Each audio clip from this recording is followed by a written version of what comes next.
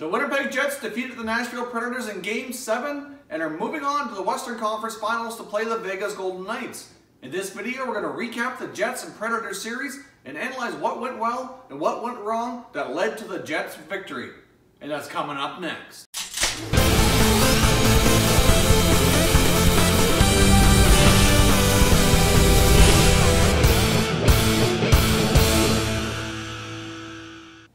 Welcome back to another video here at Top Shelf Hockey. If you're new to the channel, thanks for stopping by. We review and discuss all 31 NHL teams. So if you're a huge hockey fan, consider subscribing and clicking the bell so you don't miss anything. So this year's conference finals have finally been set. Our Final Four has been determined. The last participant is going to be the Winnipeg Jets as they outlasted the Nashville Predators with a 5-1 victory last night in Game 7 to eliminate Nashville from the playoffs. So this year's Final Four looks significantly different than last year's Final Four. Obviously, the Predators were hoping for a repeat run to the Stanley Cup Final, but unfortunately, they come up short and went down in Game 7 last night to the Winnipeg Jets. So what we're going to do here is we're going to do a recap of the series. We're going to analyze the game by game, kind of look at what went well for each team, what didn't go so well, which led to the Jets' victory, and there's a few other things about these two teams that I want to analyze as well. Obviously, going into this playoff series, they were incredibly closely matched. They were number 1 and number 2 in the league during the regular season. There's very, very little separation. It doesn't matter what you compare them in stats, whether it was goaltending, offense, defense, special teams. There was very little differentiation between the two. They're very well matched and very closely matched statistically. It was expected to be a long, hard battle as we predicted before when we did our preview video, and it exactly was that. It was an epic 7-game series. One of the more fun series to watch this year so far. Jump in here game by game and take a look here and analyze what went well for each team and what led to the Jets' victory. So obviously things got started in Nashville since they had a home ice advantage for Game 1 and 2. So Game 1 turned out to be a Winnipeg Jets victory. They started the series with a 4-1 win, which was huge for the Winnipeg Jets to go into Nashville, make a statement in that first game, and take Game 1 of the series, kind of set the tone. As we've seen here, home ice really proved to be really worth almost nothing in this series, where both teams not exactly taking care of home ice. The Predators, even though they had a fantastic home record, ended up dropping 3 to 4 games on home ice during this series. So like as I said, the Jets opened with a 4-1 win. Scheifele has 2 big goals for the Jets. Rinne ended up getting pulled to start this series. I mean, Rinne did not have the greatest series in net for the Predators at all. The Jets never had any power play opportunities. They were all scored 5-on-5. The Predators did have 3 power play chances, but went 0 for 3. So obviously the Jets defense came up big. Hellebuck had a good game. Rinne got pulled. So obviously one difference here is obviously Hellebuck outplayed Rinne. Scheifele came through with some big goals for the Jets, and we have a 1-0 Jets lead. Coming into Game 2, obviously Nashville wanted to storm back and get things evened up so they didn't go down to Winnipeg down 0-2. That would have been a big blow for the Predators. And even though they pulled out a victory here, it was super, super close. We had a 5-4 double overtime game. The double overtime winner was scored by Predators forward Kevin Fiala with a nice goal to end things in double OT. It was a tremendous game. Very, very close again. Each team went 1 for 4 in the power play. Winnipeg outshot Nashville 50-41. Because of the double OT, there was all kinds of shots on that. Both goalies were pretty solid, but certainly gave up more than they would have liked for sure. So we're heading to Winnipeg with the series all tied up at 1.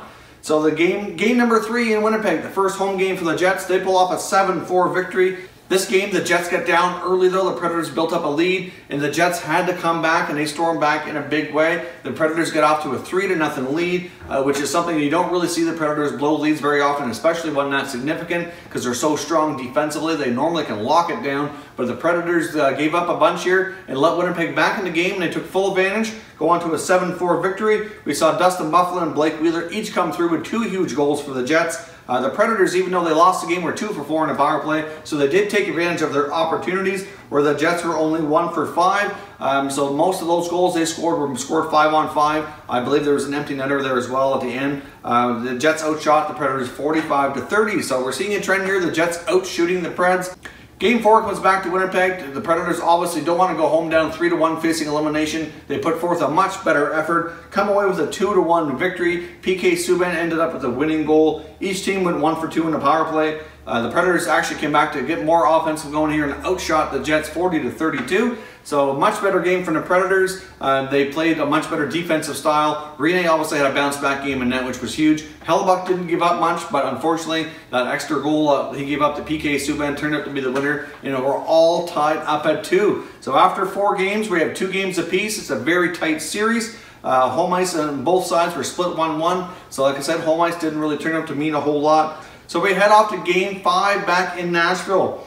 Game 5 was a 6-2 Winnipeg victory. Again, their offense really broke through. This was the game where we finally saw Kyle Connor break the goose egg on the goal sheet. Ended up with 2 goals and 1 assist. The assist he had was on a beautiful setup right in front of the net. Kyle Connor really came through. Really, that game really got him going. He played much better the rest of the series. Not that he was playing poorly before, he just wasn't getting rewarded with anything on the score sheet. But Connor really had a tremendous game for Winnipeg. Again, Pekka Rinne gets pulled for the 2nd time in the series. He just wasn't as sharp as he needed to be. The Jets went 1 for 3 in the power play. The Predators ended up going 0 for 1 in the power play. Didn't have a lot of opportunities. The Jets stayed very disciplined, not taking too many penalties, and the one that they did, they were able to get killed off. The Predators actually outshot the Jets 40-32 in this game, even though they were outscored 6-2. The shots were actually quite heavily favored in favor of Nashville. Hellebuyck played an outstanding game, and as I mentioned again, on the other side, Rinne not so much.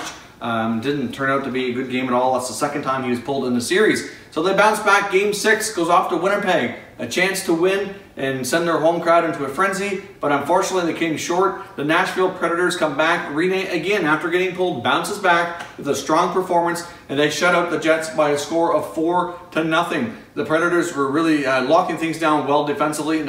Because of that, the Jets really couldn't get anything going on the offense. They were having a really hard time breaking into the zone. The Predators were standing up 3 guys basically at the line, and the Jets were having a real hard time coming in. They're not really much of a dump and chase kind of team, but that's what they had to try to do, and it just did not work. The Predators kept the Jets at bay, and they kept them off the score sheet, putting up a goose egg. So we got all tied up again, heading for Game 7 here. A couple other quick points in Game 6. There was not much going for special teams. The Jets were 0 for 4 in the power play. They had their opportunities, but again, couldn't get anything going. The Preds were only 0 for 1. The shots on goal were 34-29 in favor of Winnipeg. So they certainly had their chances, but a lot of their shots on goal were not grade A opportunities. They were from further out than they'd like, and they just couldn't solve Rinne. They couldn't solve that smothering defense that Nashville can play at times. It certainly proved well in Game 6. So Game 7, we go off to Nashville. Big game last night. As I mentioned off the top, obviously the Jets come out with a big 5-1 victory. Mark Scheifele had a couple of goals. He had a tremendous series. He ended up breaking a record in this series for 7 road goals in the series. Mark Scheifele's had a tremendous playoff for Winnipeg. Paul Stastny also had a tremendous game for the Jets as well.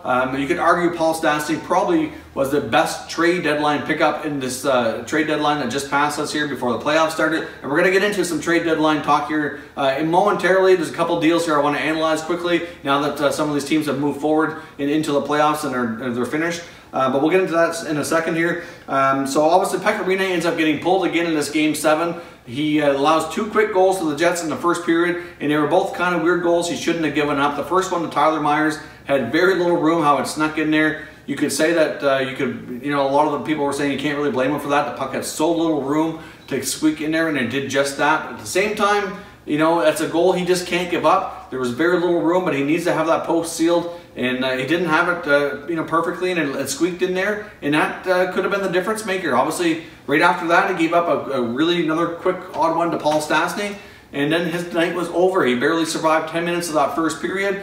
Saros played pretty good the rest of the way, gave up a couple goals, but really, he's the backbone of that team, and they really never bounced back after that. PK Subban got one back late in the first period on the power play. Another rocket from the point to bring it 2-1. But coming into the second period, you think they'd have more jump trying to get back in this game, but they just seemed defeated. They just didn't have the jump that you thought they would have for Game 7 at home, even though they were only down 1 goal. Winnipeg took advantage and continued pouring it on, and the rest, as they say, was history. Hellebuyck had a super strong game, so when Nashville did get their chances, he locked it down and kept them off the score sheet. So Winnipeg moves on. A couple quick things here to look at. I think the 2 big reasons why Winnipeg beat Nashville is Connor Hellebuyck outplayed Pekka Rinne. Rinne got pulled 3 times. He did have a couple of really good games where he bounced back, but getting a Vezina finalist with all that experience and all that great performances that he's given this team over the years. He came up short again. I missed last year's playoffs. He had a few blunders as well. But really, you have to question whether or not you could win with this goaltender when it matters most. It seems like when the game's on the line and these big moments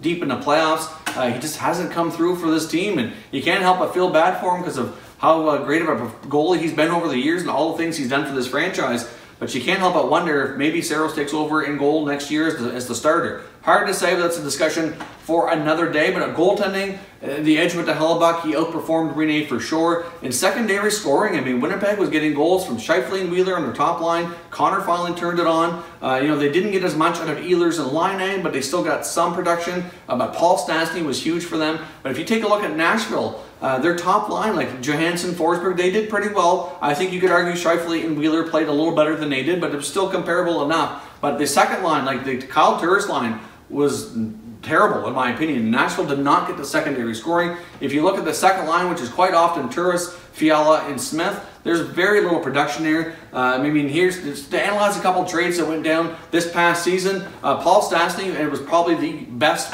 trade deadline pickup in my opinion. He has proved to be a tremendous asset for the Winnipeg Jets, and it's one of the trades that we didn't really predict coming into the deadline at all. We talked about many deals that we thought would go down, and he wasn't a guy that was on anybody's radar. It became available when St. Louis decided that he's had last year of his contract and they were going to move on from him as they weren't confident this group could do damage in the playoffs. And he's found a great home in Winnipeg. It will be interesting to see what happens in the offseason if they can find a way to keep him, because he's been a tremendous fit as that number 2 center. But Kyle Turris, I mean, where are you, Kyle? You didn't do anything for your Predators. You went no goals in the playoffs, 13 games, no goals, 3 assists, -3. Meaning when he was in Ottawa last year and in previous years, he was a tremendous playoff performer, scored a lot of big goals, overtime goals, game-winning goals. Like, he was known in Ottawa for being a big-time performer. When it mattered most, he was one of their key guys, and he came up short for Nashville, putting a big goose egg on the board. So Kyle Turris is tied with Matt Duchene for playoff goals this season. Obviously, Duchene didn't even get to play a game, and Turris had 13 with the Predators. So,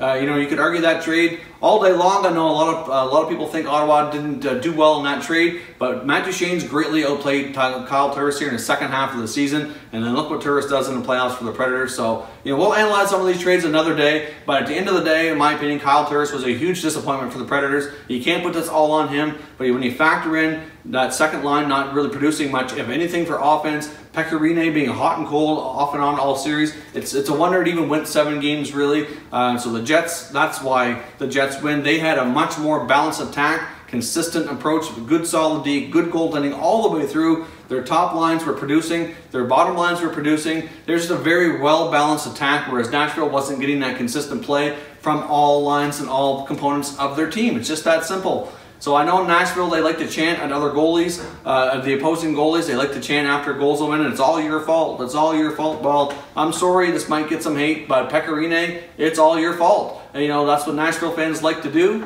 And, I don't think it's something they should do, because really a lot of guys feed off that and end up playing better because of it. But really, at the end of the day, those 2 goals that Pekka Rinne let in early really cost them the game. They never bounced back. They only were able to muster up 1 goal. So those 2 goals, you can say what you want about them, but it cost the Predators the series, and it could have potentially cost them the Stanley Cup. So it is what it is. I'm sure they'll be back stronger than ever next year and putting up another good fight for a chance at a championship. But for right now, the Winnipeg Jets move on to play the Vegas Golden Knights in the conference finals. So we will have a preview video going up for each the Eastern and Western Conference Finals. If you're new to the channel, I hope you'll consider subscribing. We cover all 31 NHL teams. There's plenty of content here for all fan bases to enjoy. And don't forget as well to follow us on Twitter. You're going to see our Twitter handle on the screen right here. We love engaging with our viewers on Twitter, so check that out. As always, thank you very much for watching, everybody. We'll catch you next time.